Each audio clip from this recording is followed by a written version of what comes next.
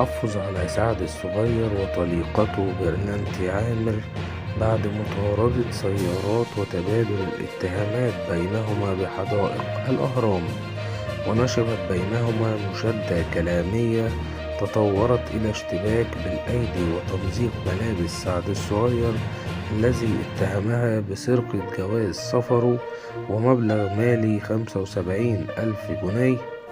وقام سعد الصغير باصطدام سيارة طليقته من الخلف، مما أدى إلى إصابتها هي ووالدتها.